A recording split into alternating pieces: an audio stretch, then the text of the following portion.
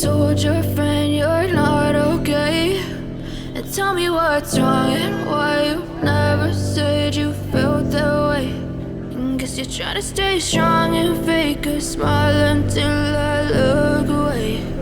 But I've known you too long, it hurts to watch your blue eyes fade to gray as you fade away, as you fade away. Told your friend you're not okay, and tell me what's wrong and why you never said you felt that way. Guess you're trying to stay strong and fake a smile until I look away. But I've known you too long, it hurts to watch your blue eyes fade to gray as you fade away, as you fade away, as you fade away.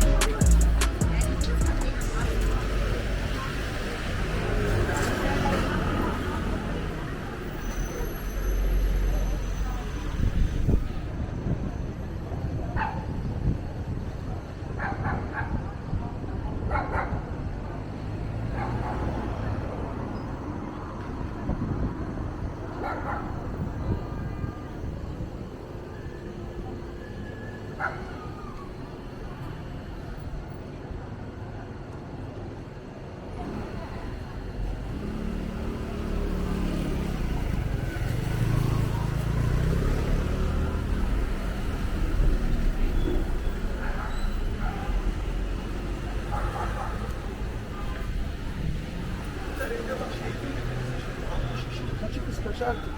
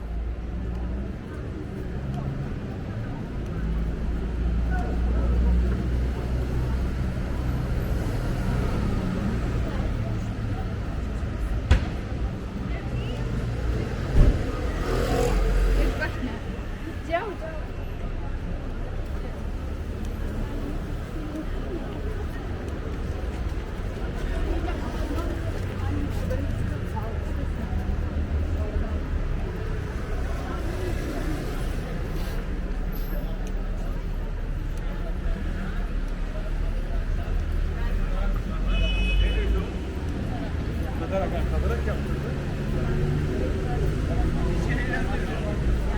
Şehir mi değişti?